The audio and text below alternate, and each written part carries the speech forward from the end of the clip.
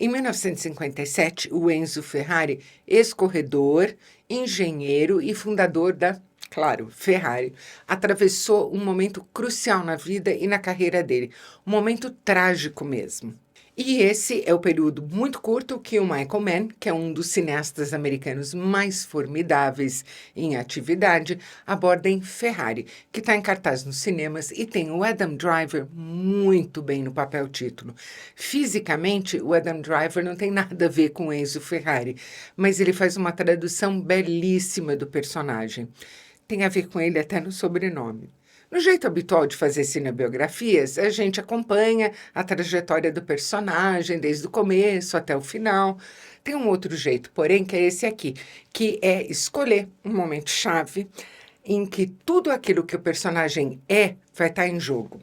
Eu, pelo menos, não posso imaginar o Michael Mann fazendo uma cinebiografia convencional, porque sempre no cinema dele, o que interessa a ele é o momento da crise, da transformação, da catarse ou do fim. O Michael Mann sabe tudo o que tem para saber sobre fazer cinema e mais um pouco ainda. E assim como os personagens dele, todos os personagens em todos os filmes, ele continua aqui aos 80 anos, aliás, ele acabou de completar 81 agora em fevereiro, mas ele continua no máximo da habilidade dele. As cenas de corrida, que são centrais para o mecanismo dramático do filme, são espetaculares. São de uma visceralidade que, em um dado momento, vai ficar não mais excitante, mas horripilante. Mas elas ocupam uma proporção relativamente pequena do filme. Ferrari não é sobre automobilismo, não é sobre carros, e só é sobre velocidade na medida em que ela exprime o conjunto de princípios dos personagens. Aquilo de que o filme trata é de obsessão, pelo que a gente vai chamar aqui genericamente, nesse primeiro momento, de trabalho, e trata de decisões e consequências. Essa é sempre a matéria-prima primordial do Michael Mann, desde que ele criou o seriado Miami Vice, lá atrás, que virou um marco na TV americana dos anos 80.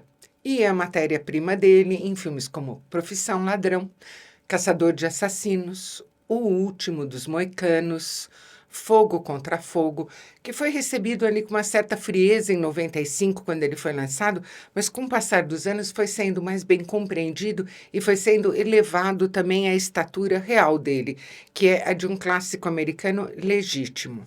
Bom, a sequência continua por O Informante, um filme que eu venero, Ali, Colateral, Inimigos Públicos, que deveria ser muito mais visto do que foi, e agora Ferrari. O Michael Mann às vezes erra. E Hacker, aquele filme de 2015, está aí para provar que isso é possível, porque, bom, até ele é humano. O que, aliás, é a pedra no caminho de todos os protagonistas dele. Nessa altura de 57, o Enzo Ferrari já era um patrimônio italiano, mas estava à beira da falência. Então era necessário, essencialmente indispensável que naquele ano a Ferrari ganhasse a corrida das 1.000 milhas, a Mille Miglia, para restaurar a confiança, o prestígio da marca e conseguir dinheiro para continuar. A 1.000 milhas, que aliás foi disputada pela última vez em 57, era uma corrida de rua e de estrada perigosíssima em si e mais ainda em carros que não tinham nenhuma segurança. Não só o esporte era um flerte com a morte, mas essa competição em particular era mortal. E morte era o que estava dominando a vida do Enzo. 2 anos antes, ele tinha perdido o filho mais velho para uma doença. E ele estava em situação de guerra aberta com a mulher e sócia dele na fábrica, a Laura, que não perdoava o marido pela perda do filho, porque simplesmente ela tinha que jogar essa dor inimaginável em cima de alguém. E olha, imperdoável também é a Penélope Cruz não ter sido indicada ao Oscar de coadjuvante por essa atuação. Está furiosa, dilacerante no filme.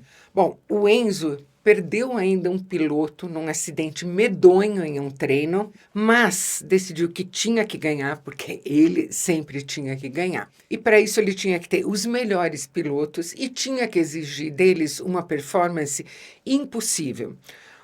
Um piloto muito importante nessa história foi o Alfonso de Portago, que aqui é interpretado pelo Gabriel Leone, de Eduardo e Mônica, que vai voltar para a pista de novo ainda esse ano como Ayrton Senna na minissérie da Netflix. Nos filmes do Michael Mann, os personagens se definem para eles mesmos e para o mundo e definem todas as relações pessoais deles pelo trabalho. Se esse trabalho é ser um gangster, um agente do FBI, como inimigos públicos, ou se é ser um motorista de táxi ou um assassino profissional, como em Colateral e por aí vai, não interessa. Dedicação, perfeccionismo e a prioridade desse trabalho sobre tudo, sobre todo mundo, são os mesmos. Essa é a identidade, essa é a essência desses personagens. E esse, então, é o único terreno em que o Enzo Ferrari vai, ao mesmo tempo, trabalhar essa perda do filho, de que ele não consegue de maneira nenhuma se consolar, e sublimá-la. Eu disse tudo isso para dizer que a ação é o grande desenvolvedor de personagem na obra do Michael Mann, mas ela não é um motor. Ele filma a ação com uma perícia, com uma contundência de que, olha, poucos outros cineastas são capazes, mas o drama dos personagens é que faz a ação acontecer. Isso faz com que o cinema dele tenha algumas características muito especiais e que estão muito em evidência também em Ferrari. É incrível, por exemplo, a maneira como ele se aproveita do espaço e da arquitetura, porque esses personagens estão inseridos no mundo de uma maneira muito ativa e têm um impacto muito palpável sobre ele. Tem outra coisa que é Michael Mann na veia e que eu acho linda, que é o jeito como ele vai de um plano médio, às vezes até de um plano geral, para um super close. O Enzo Ferrari do Adam Driver, como a maioria dos personagens do Michael Mann, é um indivíduo que guarda para si o que ele está sentindo. Ele se isola com esses sentimentos, ele dá as costas para os outros para não ser visto. Mas a beleza disso que o Michael Mann faz é que no que ele dá as costas para os outros e se afasta deles, ele se aproxima muito e muito rapidamente do espectador, porque ele está com o rosto colado na câmera. E o espectador, então, é o único quem vai testemunhar aquilo que está se passando no rosto dele. Ele usa isso maravilhosamente nos filmes dele para revelar aquilo que o personagem não quer que ninguém veja. Até a coisa mais básica da linguagem cinematográfica, que é o plano e contraplano, corta para uma pessoa, corta para outra quando elas estão conversando de frente, ele faz de um jeito que é só dele. Olhem como a geometria dessa cena enfatiza não só oposição belicosa, enfatiza ruptura. Qualquer coisa que poderia haver entre essas pessoas já se desagregou, já se desfez ou nem nunca existiu. Foi pro vinagre. Porque se essa obsessão dos personagens dele com eficiência, performance, a ética do trabalho é suprema, por outro lado, não tem nada quase no mundo deles que sobreviva a ela. Em Ferrari, que é um filme com maiúscula, ela é catastrófica. Olha, pelo que eu tinha visto do filme, eu sabia que eu ia gostar, achava que eu ia gostar, mas eu gostei muito mais do que eu imaginava. Se você gostou desse vídeo, não se esqueça de curtir. Inscreva-se no canal e clique no sininho. E a gente se vê no próximo vídeo.